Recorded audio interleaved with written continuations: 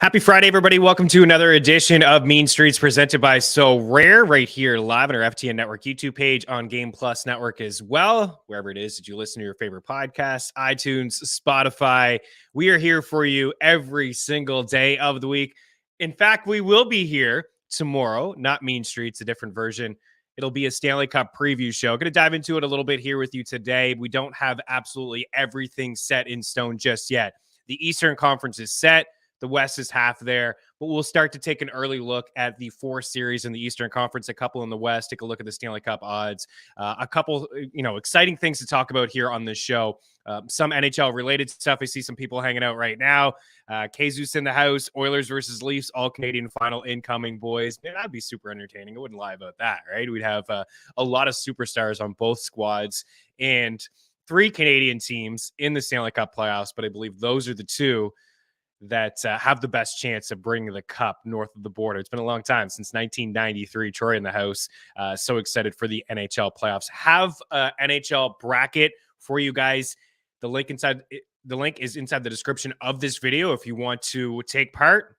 It's going to be a bunch of FTN crew, of course, myself and Eric Young, and it's free to enter, and we're going to give away some FTN swag. We're going to have a Dangle Batselli Stanley Cup preview edition this weekend. I think Sunday. We wanted to get it done today, but I just felt like, what was the point if we only had half of the series in the West? We could guess all we want, but I didn't want to do that. I wanted to break down all 8 series with you guys, and we'll do that this weekend, so look for it. And also have a free article over at ftnbets.com breaking down every single series, my thoughts, player pool rankings, some series props, and things like that. And we still have the weekend to hammer home all those thoughts as well. The playoffs do get underway on Monday. The schedule's already up. I think the Oilers and the Kings play on Monday, and the Leafs and the Bolts play on Tuesday. Then Jets and the Golden Knights play on Tuesday as well. So we do have a couple days to hammer home everything. Monday, I'll show you guys my bracket and some playoff rankings and things like that. If you have any questions, you guys can always reach out. Exciting time of the year. It really is. Pittsburgh cleaned house. We were kind of all over the Penguins over the past couple of days, like not finding a way to get in. So just the 2 games on the ice tonight in the NHL. I mean, the regular season wraps up tonight. I actually do have a couple props that I like. The Blue Jackets play the Buffalo Sabres, and then Colorado does have a meaningful game tonight against Nashville. If they win, they do clinch top spot in the division, and then they will play the Kraken. If they lose, the Dallas Stars will have top spot in the division, and then Colorado would play Minnesota. Dallas would play Minnesota. So Minnesota still waiting their opponent. They're going to play on the road, whether it's at Mile High or in Big D in Dallas. So we'll see what happens there here this evening. We like I said, we do got some NHL picks and some things like that. Also going to take a look at the draft lottery odds. Quack, quack, quack. Mr. Ducksworth, the Anaheim Ducks do have the best chance of landing superstar. I'm going to already call him that. Sensation Connor Bedard. And they're going to get a top 3 pick regardless. They can't come out of that top 3. So they're going to get themselves a really good pick. The Ducks let go of Dallas Eakins, head coach, here this morning.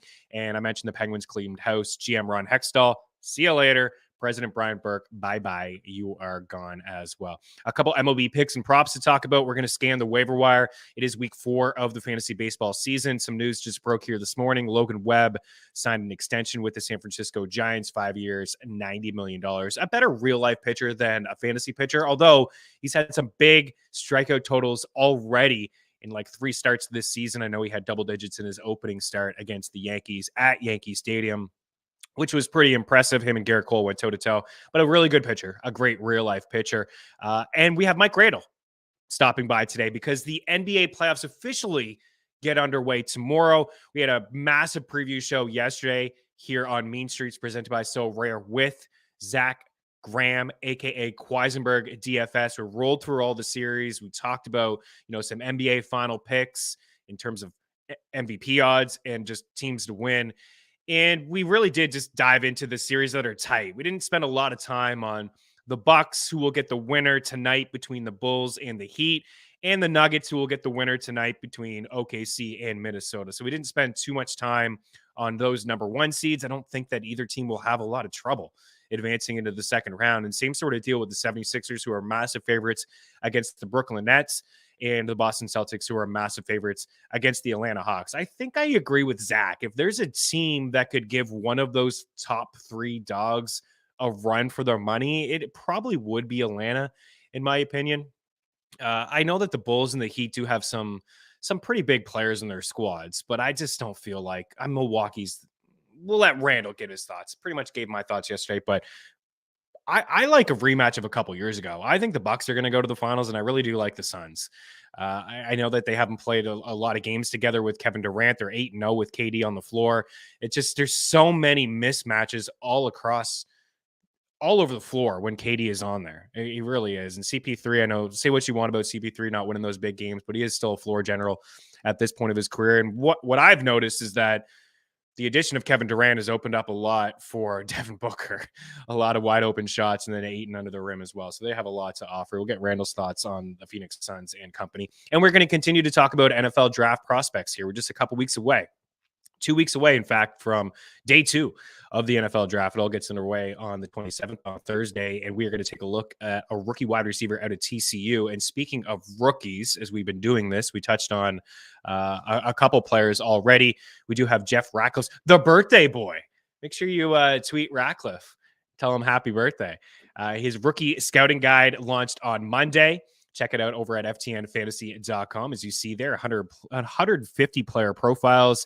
We got stats galore, overall rankings, super flex rankings, player comps, because everybody loves a player comp. You got draft boards there as well. ftnfantasy.com. You can use promo code Meaney, save yourself a little bit of cash with that rookie scouting guide. You're going to get updated versions. Of course, when these guys land in their new environments, we're going to have a fantasy spin on what it means for their outlook from a redraft standpoint, from a dynasty standpoint. Rankings already on the site. Randall's got his there. I got mine there. We got Pope and Pfeiffer and Jeff and Scott Spratt, the whole crew over at FTN Fantasy. And plus, you'll have the kit, all the articles, all the content to get you set up for your fantasy football drafts.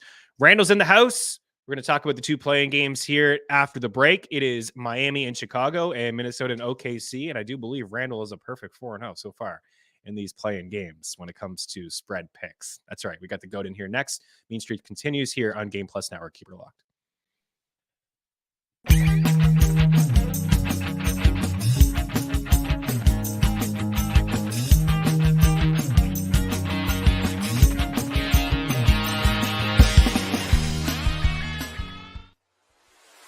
The future of fantasy sports is here with So Rare. Build your teams just like an owner. Buy, sell, or trade officially licensed digital player cards. Build your 5-player weekly lineup, and you could win rewards like tickets, autographed jerseys, and more. The future of fantasy sports is here with So Rare, taking Dynasty to the next level.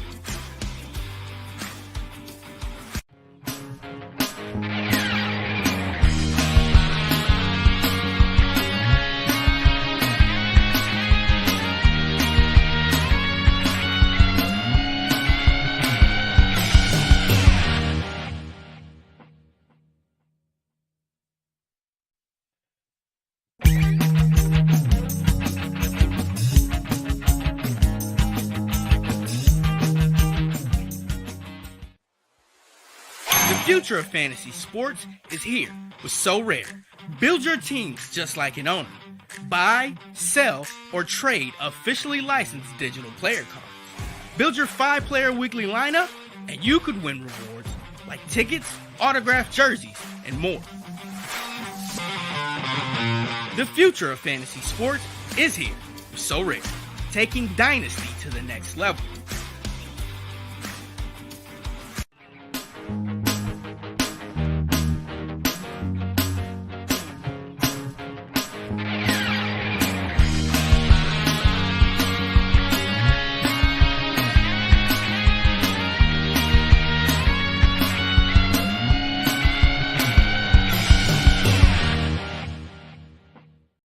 Welcome back, Izzy. We bring in Mike Randall here, of course, of FTN. We got Chris Meaney under Randall. Hey, what's going on there? What do we got here on a wacky Friday for our graphics underneath? I'm just giving Quan a hard time here on a Friday morning. Man, I don't know how Quan does it, Randall. I don't know how you do it either with your hot picks, but Quan is he's a West Coast dude, and we got him up early here running the show for us. This is a warrior.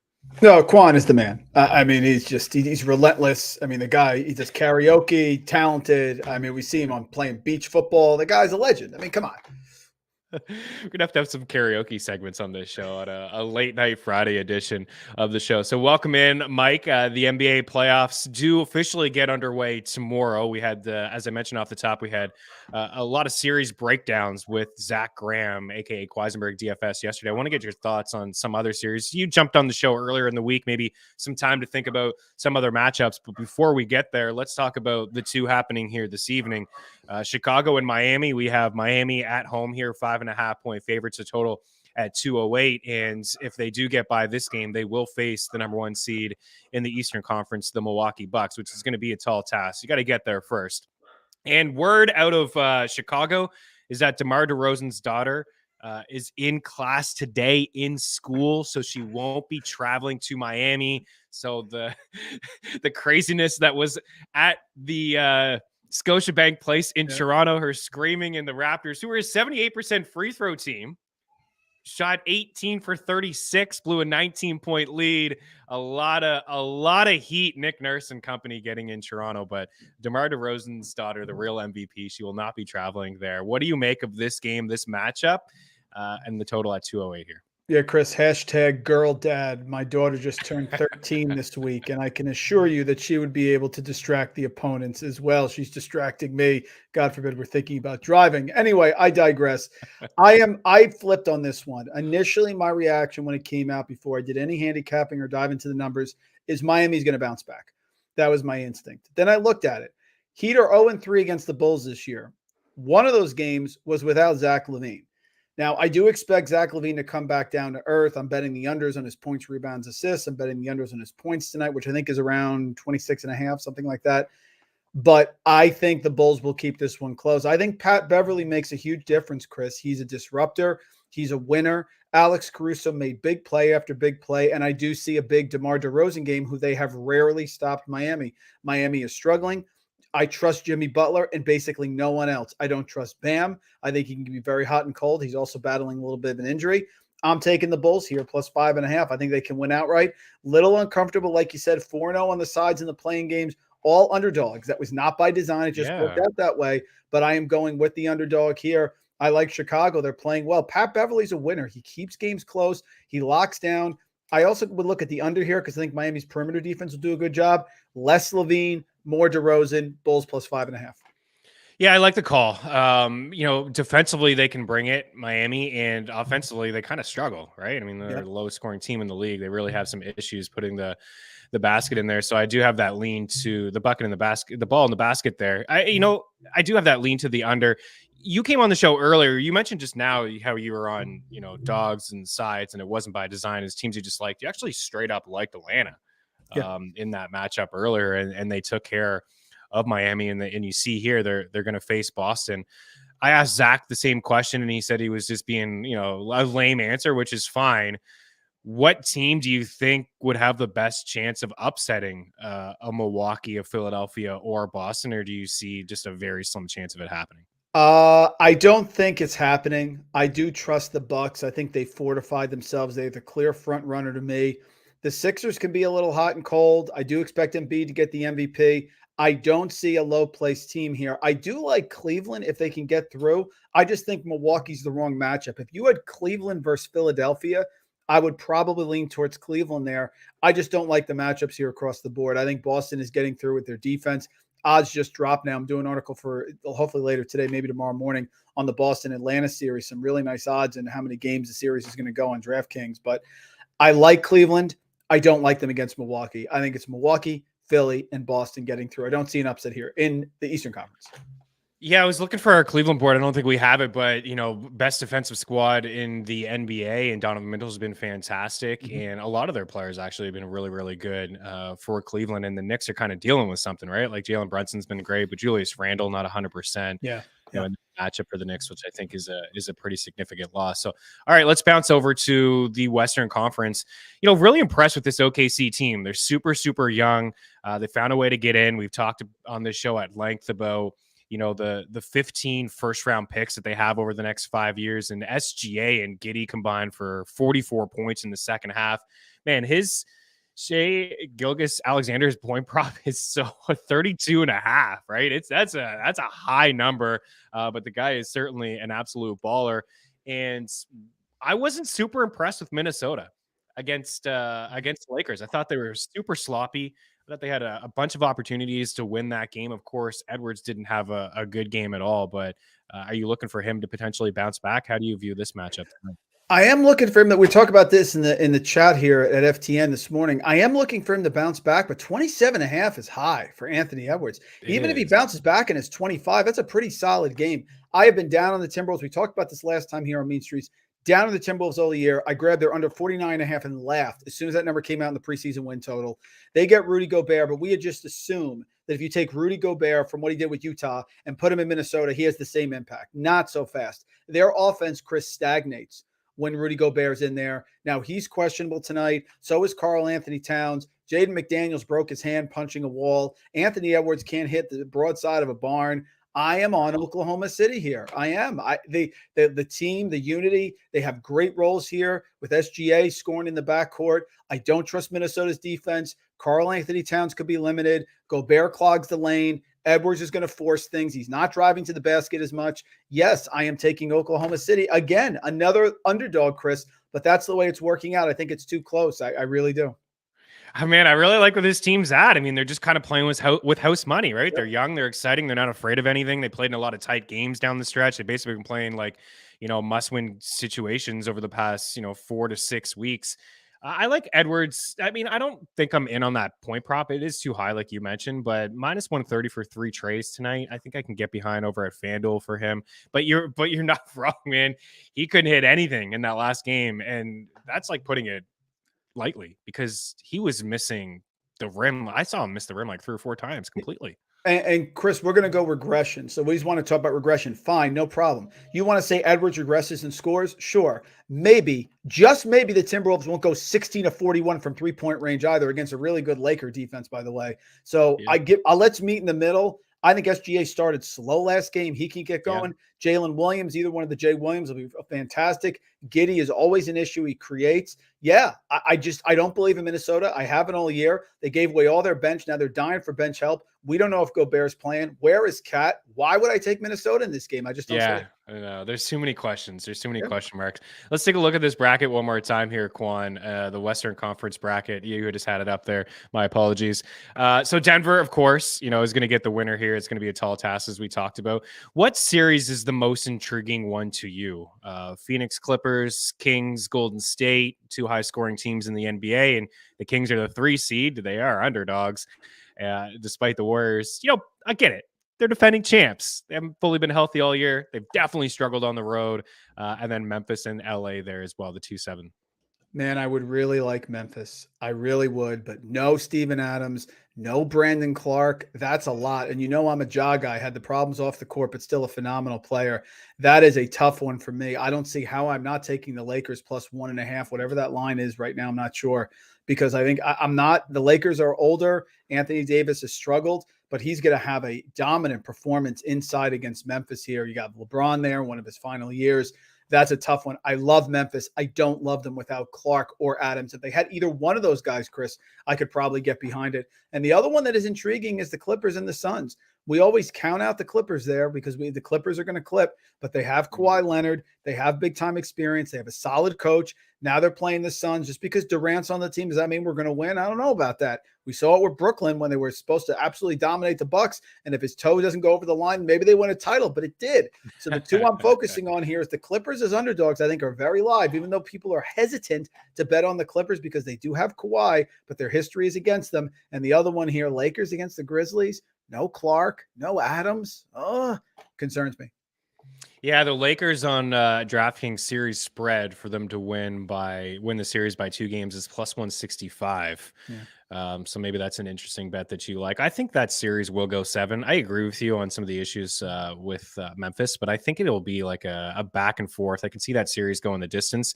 Mm-hmm. And Zach, he gave the Clippers 2 wins in that series. Oh, yeah. Yeah, so like you could get some pretty good odds on the series potentially having like 6 games because, I mean, Minnesota's minus 500 favorites, but if you think the series is going to go 6 games, it's plus 260, 7 is plus 270. You have to get it, of course, exact. I think if Paul George was healthy, I mean, it's just we would get an amazing first-round series between those 2 squads. I got to ask you about this one, though. right? Because it is rare. Let's be honest. Like a team like Sacramento, who has 80-1 odds to win the championship. They were 101 2 weeks ago. They're in the number 3 seed here. As you see, offense efficiency, this is points per 100 possessions, number one in points per game, number 2 in field goal percentage. This is a Warriors team, of course, that they got a bunch of titles here over the last few years. They're a dynasty. Like there's no doubt about it. They still are in that window. It sounds like Andrew Wiggins is coming back here soon, who was a big part of what, the reason they won last year, certainly in the NBA finals. But they did struggle on the road. And Sacramento has had some success at home as the 3 seed. They're plus 200 to win the series, and the Warriors are minus 275. Any chances of an upset? Would you feel like, hey, if the Kings pull off a victory in game 1, maybe this series will go 6 or 7? What do you think? I'm on the Warriors. I want to root for the Kings. I love Fox. I've been a De'Aaron Fox guy ever since he came into the league. And him with Sabonis have tremendous chemistry. One of the best point guard big men chemistry that we have in the NBA. I just can't get there. Wiggins comes back. I think the Warriors will be full go ahead. I do like the Kings in game 1, especially depending on what the line we get. And it is a lot. I want to pick the Kings because I want to Chris pick the underdog. I can't see it. Even though we have a 6 seed in Golden State, they are defending champs. I will take Golden State in this series. I'll be praying that I'm wrong, but I just don't see it.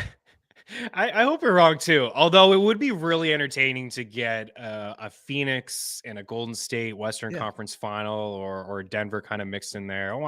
I do like to see the best of the best, but it's been a really nice story for Sacramento ending that long playoff drought. And they are 1.5 point favorites. Saturday evening it gets underway. So at home, 1.5 point favorites is plus 100 for that. Kind of feel like it's just like so hard not to take the Warriors. On the money line or on that spread with, Clay just kind of cooking and Curry healthy at the moment. And Chris, what's interesting is, so we just talked about the West, how it's wide open, right? And we just talked about Lakers as an underdog. We talked about Warriors as an underdog, yet no one is betting Denver to make the finals. And you can get great odds on the Nuggets here. So if a team like the Nuggets you see it right there. Thanks, Quan. Nuggets plus 11.5 here, plus 1,100 rather. You're talking about the Nuggets making all the way, winning the title. Is it possible? Sure, because you're talking about all these underdogs. Would I take the Lakers or the Warriors over the Nuggets? I don't know about that, especially with Andrew Wiggins up in the air. So, again, maybe the value is on the favorite. This is exactly what we talked about on the show yesterday. How are the Nuggets, who have been basically the best team in the league all year long, 11-1? Like, there is terrific value here on Denver to be 11-1. And what we said again yesterday, there's terrific value here on Joker at 12-1. Oh yeah. Like, to be the NBA Finals MVP, because if Denver's going and they win, like it's Joker. There's no question about it. Do you see any other value here? I'll throw one at you. I know maybe you're not feeling the Suns as much as I am, but Booker at 16-1, I think, is pretty interesting as well. I mean, he doesn't, he could be the second fiddle to KD in the first 3 rounds, but if they're in the finals and it's Booker who pops off for 2 or 3, 40-point games and all the attention's on KD. And what I've noticed when it's only been 8 games and they're perfect 8-0 with him, it really has opened up a lot of avenues and floor space. I mean, there is only one ball. I get it. But Devin Booker has definitely benefited from Kevin Durant being on the squad. No? Yeah, the one bet, Chris, I would not make in any way is Kevin Durant plus 600. Why are we assuming that Kevin Durant is going to go into Phoenix and all of a sudden be the best player on the team? Could Chris Paul finally put it together and have like a monster double-double all the way through the playoffs? Absolutely. Could Devin Booker, like you said, be the best player on the court? Could Ayton actually score? I don't see any reason why I would take Durant. If you're going to go with the Suns, I agree with you 100%. Give me a Chris Paul at plus 12,000, or even give me Devin Booker at plus 1,600. I'm not taking Durant. This Durant effect is overrated. Like, I know he was fantastic with Golden State. I get it, but he's older now. He already had the injury in warmups. Yeah. I do not see the Suns winning a title on the back of Kevin Durant. I see the Suns winning a title because Chris Paul and Devin Booker benefit from the presence of Kevin Durant. So that's the one I wouldn't get. I absolutely like it. You like the Suns, go with one of the other 2 players. Yeah, well said, because Kevin Durant has had numerous amounts of injuries over the past couple of years, and that's why I wanted to put I skipped over a bunch of dudes, but I was like, Chris Paul plus 120-1. Like, I got to chuck him on the board just because the Suns, they could go, and as you said, he could average a double-double into that finals round. So we'll see. Maybe he does get that championship he's been after. Randall, appreciate your time, man. Always a pleasure to chop it up with you. ftnbets.com/free for all the goods. Mike, as I mentioned, has been hot fire. We're going to be with you through the entire NBA playoffs with picks and some props. And of course, with the betting package, you get all picks across all sports. Discord channel broken up into sports, which we love. And we also have tools and projections included into our FTN and betting package as well. Mike Randall Rant on the Twitter machine. Have a good weekend, dude. We are going to continue some playoff talk. We're going to switch gears and talk a little NHL here next on Mean Streets. Be back in a couple.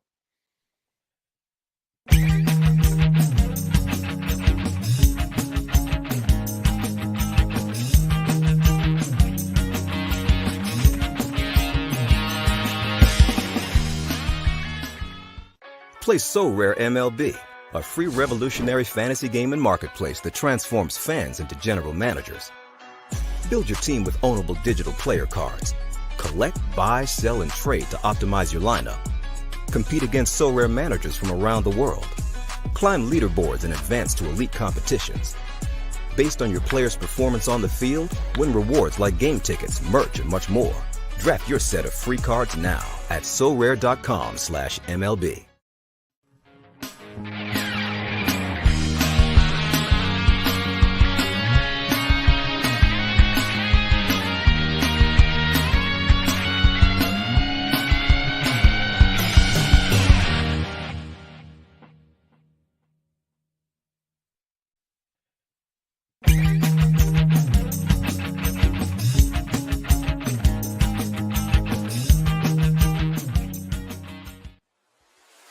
The future of fantasy sports is here with So Rare.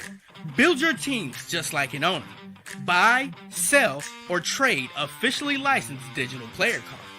Build your 5-player weekly lineup, and you could win rewards like tickets, autographed jerseys, and more. The future of fantasy sports is here with So Rare, taking Dynasty to the next level.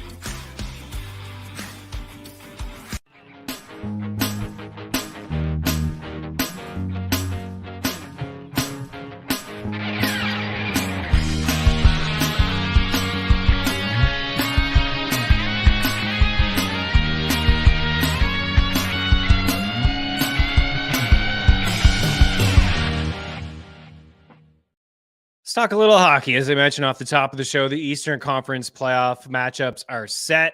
Half of the West is set. We are waiting on a couple winners here tonight. Really just waiting on Colorado to see if they win their game, and they are favorites against the Preds. I expect them to win their game, and I expect them to play Seattle in that first round. We'll see Dallas and Minnesota. But here, the East is set. You know, pretty surprising in my opinion that the Bruins aren't bigger favorites here at -320. We had Colorado last year at -650 favorites. We had the Florida Panthers at -400 favorites in the first round last year as well against the Washington Capitals. This is the best team that we've ever seen in the Boston Bruins. They set all the records, right? Win again last night in Montreal, 65, 135 points. There's been no lulls at all in their game this season. They lead the NHL in points since January 1st here in the second half as well. I understand Florida's played some pretty good hockey over the past month. Do we really believe in Alex Lyon to be the difference maker here for the Florida Panthers? And I expect him to be the game one starter. It's going to be a tough. It's not going to be easy for Boston. There's no question. And I understand the President's Trophy curse. It's been a long time since, you know, a team that has won the President's Trophy, you know, go on and win the Stanley Cup as well. You got to go back to the Blackhawks quite some time ago. And how about Jonathan Toews last night? Really cool moment for Toews. Taser in his final game as a Blackhawk, and of course he scored. Right? We bought into the narrative over at ftnbets.com. We had that one in the bet tracker, but I do like the Bruins here in this series. I think that I'll give Florida a couple games.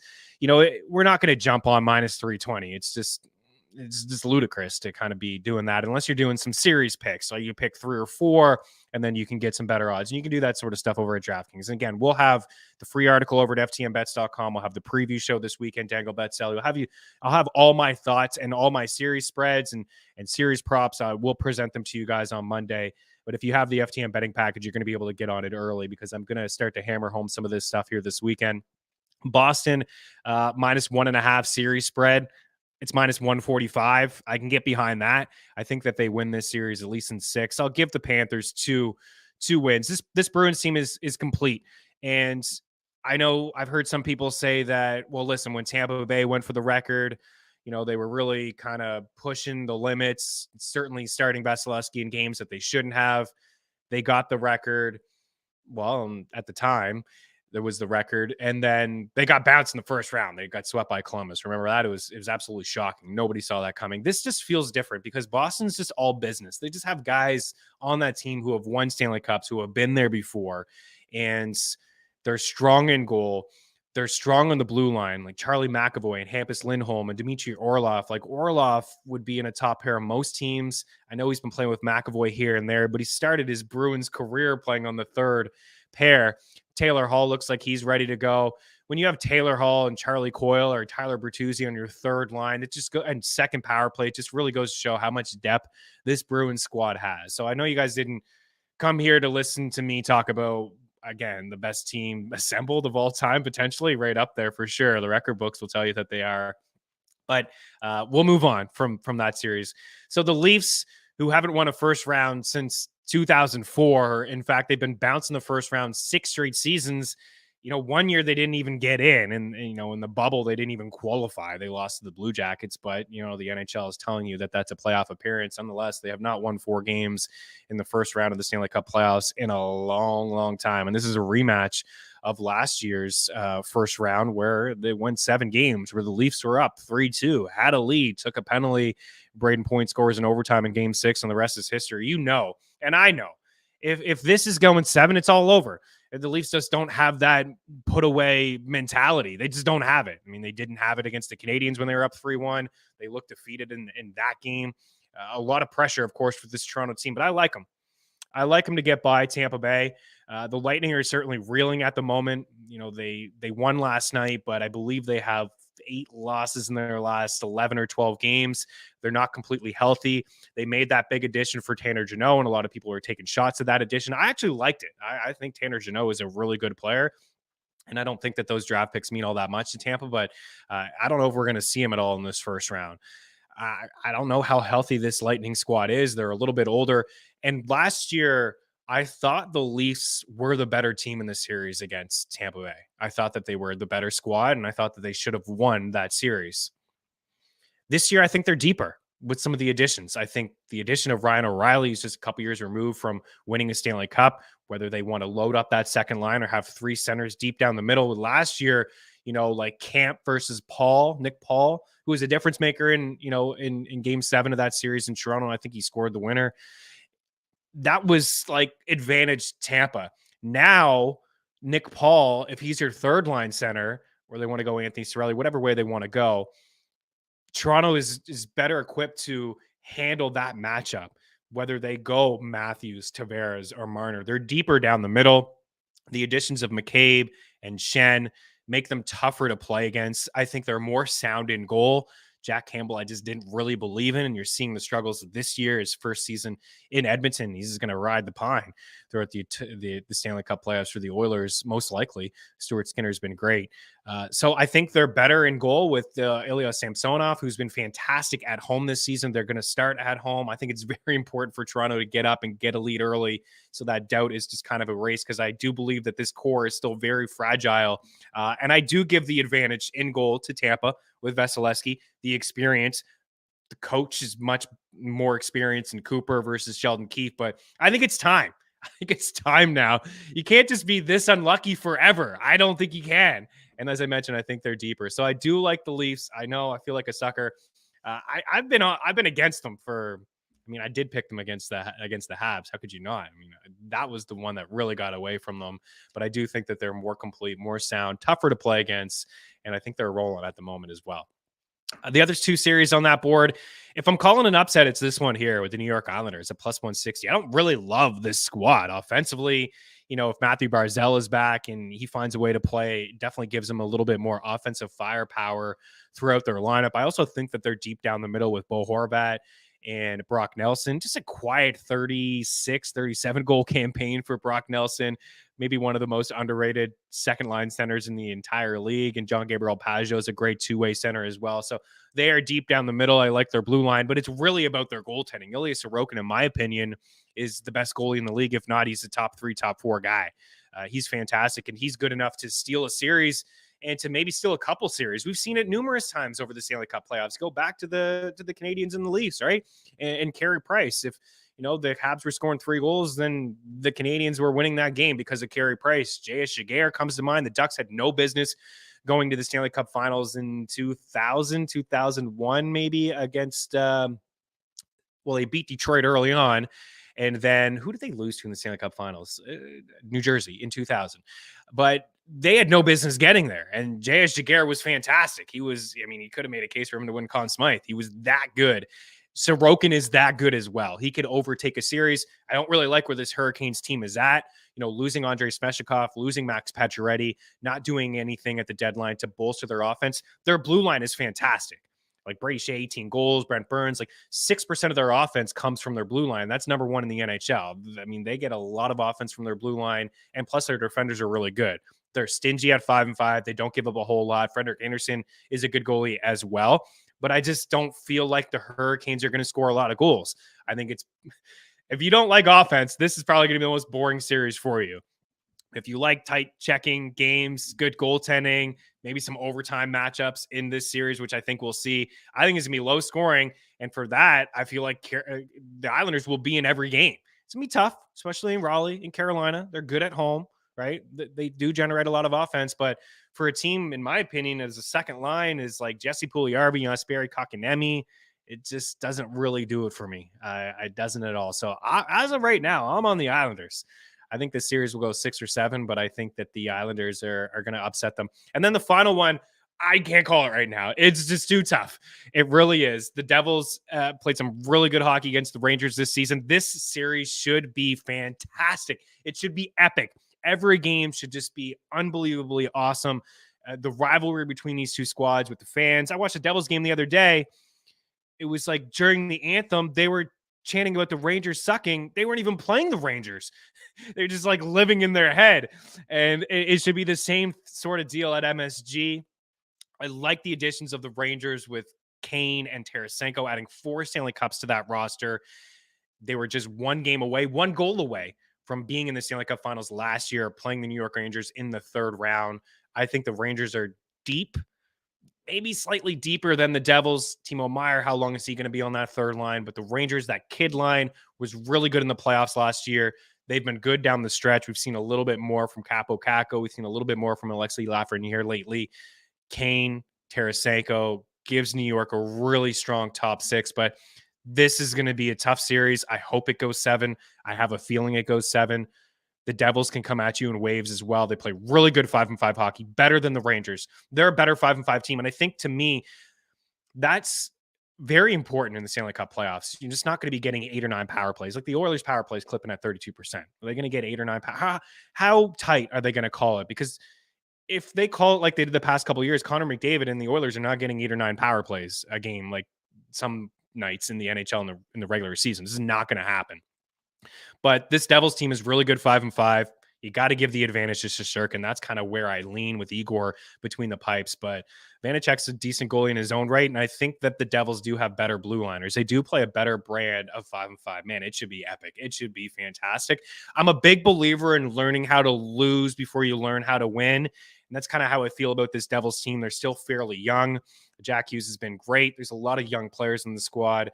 Nico Hischier getting a taste of the playoffs as a Halifax Moosehead boy, former 1st overall pick a couple years ago. And Dawson Mercer, nice young player as well. But I'm a big believer in that taste of the playoff, learning a couple things. The Penguins did it. They went to the finals with a young Sidney Crosby and company, got spanked by the Red Wings. And the following year, they went to the finals again, played the Red Wings and beat them. The Rangers have been there. This core has been there. They got a lot of the playoff experience. But, man, that one's the toughest one to call. We'll break here.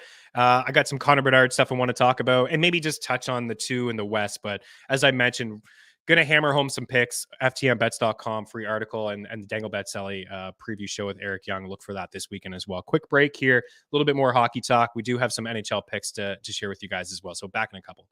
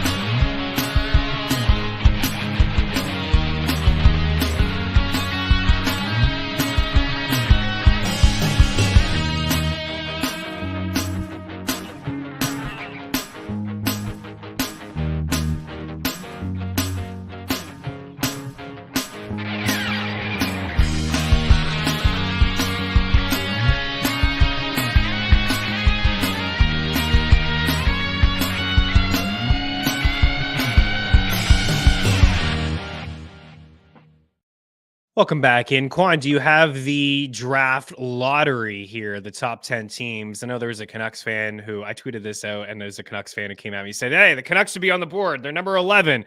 There's 11 teams that have a shot here at Connor Bedard. The Canucks are off the board at 3%. Listen, they played themselves out of the Connor Bedard sweepstakes, so I left them off the board. The Ducks here at 25.5%. I mean, the Blackhawks winning last night.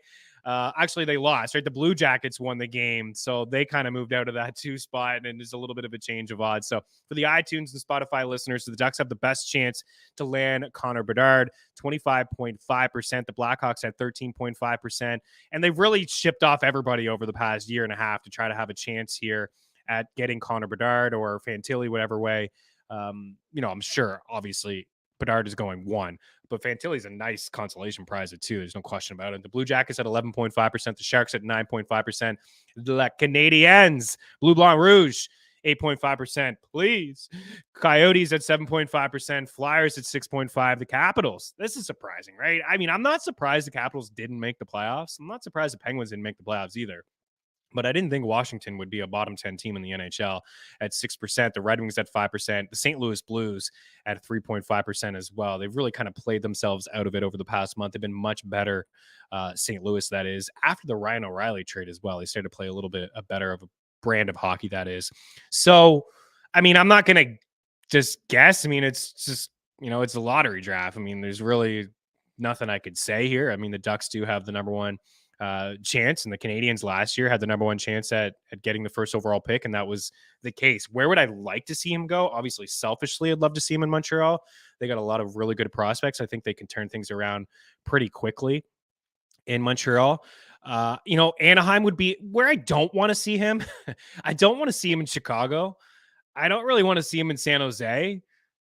I don't really care to see him in Philadelphia or Arizona. I know Arizona's got some picks and they can turn things around pretty quickly as well. It would be fun to see him in Anaheim, with Trevor Zegras and Troy Terry. They got some nice young Mason McTavish. They got some exciting players there in Anaheim. I'd like to see him in a big market. That would be Montreal. Chicago is a big market, original 16, but I just don't like what they've done over the past couple of years. And I know, like, as an organization, they've been pretty shady lately. So I'm not really a big fan of the Chicago Blackhawks. Where the team that can turn it around probably the quickest on that board if they got Connor Bedard would be the Columbus Blue Jackets. Johnny Gaudreau was a big addition for them, like Boone Jenner as the center. They got some young. Quentin Johnston's a great player. Kirill Marchenko, who will give a little bit of love to right now, like the over in his shot prop. He gave the over yesterday at over 2.5, and he cleared that one. He's cleared 2.5 shots in 5 of his last 6 games. This is a guy that played, I think it was 13, 14 minutes. He averaged 12 minutes in December, 14 minutes in January and in April here through 7 games, 20 minutes per game, and February and March, 18 minutes per game. So some injuries there with the Blue Jackets lineup. Patrick Laine is another guy on the squad. So they do have some pieces, Zach Werenski, that they can turn things around pretty quickly in Columbus if they got a guy like Connor Bedard. It's a fun environment. So you got the Cannon. It's a good crowd. They could turn things around pretty quickly in Columbus if they did get Connor Bedard. But as for tonight, Marchenko against the Buffalo Sabres over 2.5 shots. Just as I mentioned, the ice time, he's a volume shooter. He's only got a couple assists on the season, but he's got over 20 goals, loves to shoot the puck, and that's what we like when we're getting some shot props here. Inside that same game, Alex Tuch is at 3.5. He's at 2.5 in some spots, but he's juiced. No Tage Thompson for the game here tonight, so maybe a little bit more action for Alex Tuch, who has 5 shots and 4 shots in his last 2 games. But I really wanted to give some love to Casey Middlestat, who, I don't know, post-hype sleeper. This was a top pick a few years ago. Has really had a nice campaign, especially lately. He enters tonight on a 5-game point streak. He's hit the score sheet in 9 of his last 10 games. In his 15 points over that span, and 5 of those games, 5 of those 10, he's had at least 2 points. So 5 multi-point games.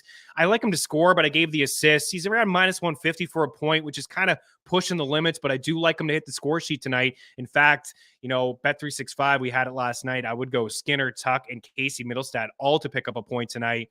And for Casey Middlestat, plus 116 for the Apple. I like the Avs. I know it's the second half of a back-to-back against the Preds. I like them the puck line, plus 125. You win. They clinch number 1. I think they'll be going for it. And I was looking for a Terry Lehkonen props, but I haven't been able to find any. Not this morning. Maybe I'll do something right now using our prop shop to see if we can get anything for Lehkonen. He returned last night to the lineup. He scored a goal, picked up 2 points. He had 2 shots. He had 3 hits. Seeing nothing as of yet, but he was on that top line with Mikko Rantanen and Nathan McKinnon. So I will probably have something for Lehkonen in the prop shop, in the bet tracker rather. Oh boy. Bats. I'll just slow down here a little bit and relax on a Friday. Marchenko, 2.5 shots. Tuck over 3.5. Casey Middlestat assist. Love the point prop. Avs puck line -1.5 plus 125. Arturi Lehkonen. Look for him to hit the score sheet as well. Got some MLB picks here next on Mean Streets. Keep her locked.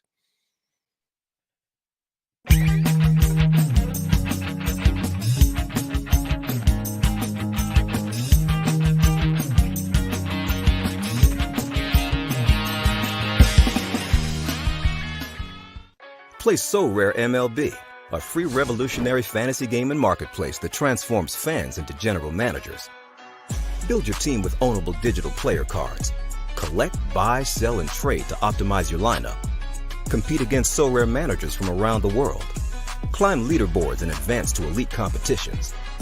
Based on your player's performance on the field, win rewards like game tickets, merch, and much more. Draft your set of free cards now at sorare.com/MLB.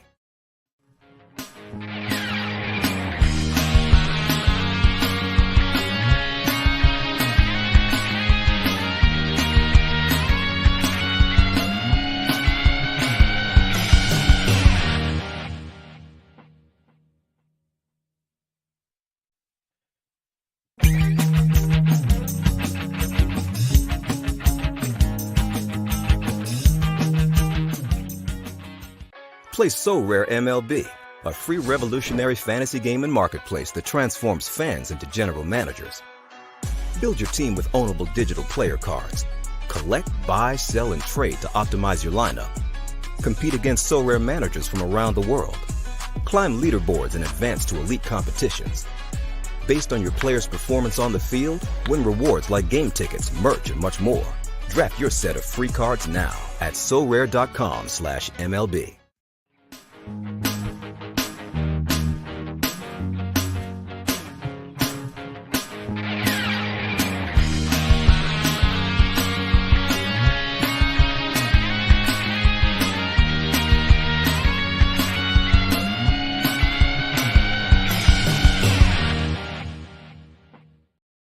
Welcome back in, Quan. Before we get to the MLB picks, I got it right here. I'll chuck her up. I just wanted to scan the waiver wire here with you guys for a little bit. I was going to give you some 2-star pitchers, but it's actually really loaded in terms of 2-star pitchers. I don't think you're going to be able to really grab anyone that's going to help you in fantasy baseball and just hurt your ratios. But up at the top here, we got a prospect for the Braves, Vaughn Grissom, who got called up here late last night, who should play tonight. I was a little surprised that he didn't make the opening day lineup, but Orlando Arcia was actually playing really good for Atlanta, but unfortunately for him, he suffered an injury, a microfracture on his left wrist, so he's going to miss a little bit of time. You're probably running out of time to get Grissom here, who's going to play in what is an absolutely loaded lineup. He's got some power and some speed, really more known for his speed in 2022 across a couple levels, actually 3 levels. He played a little bit in the bigs last year. He had 41 games, 156 plate appearances for the Braves. He had 5 homers and 5 stolen bases and hit .291. And he only struck out 21% of the time. He's got a great eye at the plate. And then, in a couple spots in high A and double A, he combined for 14 homers and 27 stolen bases, hit .363 across 98 plate appearances in double A, and then single A. I mean, it was like video game like stuff for him. 11 bombs and 20 stolen bases, had a double-digit walk rate and only 11.6% swinging strikeout percentage rather. So not really known for a lot of his power, but a really nice player in what is a really good lineup. And then the other prospect here, Eduardo Julian, is another guy that just recently got called up here for the Twinkies. And I think he's got a little bit more pop in his bat in 2022 across double A. Over 500 plate appearances. He combined for 17 homers and 19 stolen bases, hit .300. And then in 2021 high A, same sort of deal, 15 bombs and 13 stolen bases. I think he could be here to stay. I think, if he plays the rest of the way, he's going to get you double-digit homers and double-digit stolen bases. The average is not going to be as nice, I don't think, as Grissom, but I think he can live in the 230 range. He doesn't have as nice of an eye at the plate. A little bit of an issue, I think, with strikeouts. A couple other guys that I'll rapid fire through here. Austin Hayes for the Baltimore Orioles. I've said it all year long, even before the season started.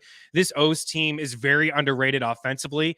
I like what they got to offer across the board, and they got a lot of kids who we can see at some point this season. But Austin Hayes has been leading off or hitting in that 5 spot for Baltimore, and they've been scoring some runs. Franchi Cordero, I don't think is going to play every day, but he's got a little bit of pop in his bat. He's got 4 homers, and it's a good lineup to be in. The Yankees there, he's got first and outfield eligibility. I love Logan O'Hoppe. I think I'm really impressed with what he has to offer as well behind the plate. I think he's got some great defensive skills, and the rookie's got some pop in his bat. Josh Rojas there, he's got second and third, a little bit of speed there. Really impressed with Seth Lugo. Mackenzie Gore's been walking some guys, but he's definitely got some upside. He's been striking out some dudes as well along the way. Carlos Estevez, he is the closer in LA. Don't let anybody fool you. He's the closer. Just haven't had a lot of save opportunities yet, but he is the closer, and his ownership is only 18%. And then we'll get into Sean Manaea here. So I like the strikeout prop for Sean Manaea here. Thank you, Quan, for that. I think it's at 5.5. Here we go. Plus 102 for Sean Manaea at 5.5. I am a sucker for him. I think a change of scenery is going to be really good for him. He's got a matchup against Detroit, and they have the 3rd highest strikeout percentage in the big so far at 26.8% and the 8th highest swinging strike percentage. So I think he can get to 6 punch outs. For Manaea, he's got 9 strikeouts in 8 innings, and he had 8K in 6 innings against Kansas City in his last start. Why is that important? Because Charlie Morton I like as well at over 5.5 strikeouts at minus 105. He has that matchup against KC that Manaea just had. 7 innings, actually only 7 strikeouts, in 10 innings for Manaea so far, but 2 very tough opponents that don't strike out a lot. The Cardinals and the Padres. The Royals, 4th highest strikeout percentage, 6th highest swinging strike percentage as well. And Morton's lived in that 10K per 9 range. In 5 of the last 7 years, it's been a 10K per 9, right around the 26 to 28% strikeout range as well. So Manaea over 5.5 plus 102, and Charlie Morton at over 5.5 minus 105. We're going to give a little love to a wide receiver out of TCU here next to wrap up Mean Streets. Hang tight.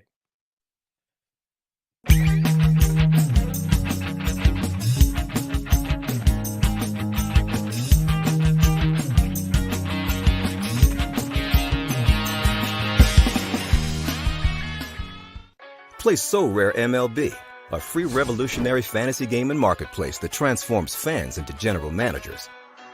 Build your team with ownable digital player cards. Collect, buy, sell, and trade to optimize your lineup. Compete against So Rare managers from around the world. Climb leaderboards and advance to elite competitions. Based on your player's performance on the field, win rewards like game tickets, merch, and much more. Draft your set of free cards now at sorare.com/MLB.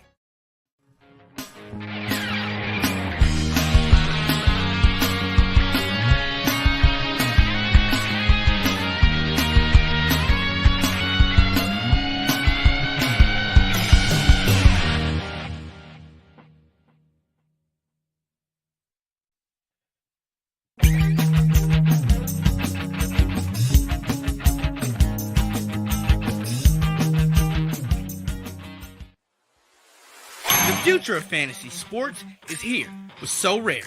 Build your teams just like an owner. Buy, sell, or trade officially licensed digital player cards. Build your 5-player weekly lineup, and you could win rewards like tickets, autographed jerseys, and more. The future of fantasy sports is here with So Rare, taking Dynasty to the next level.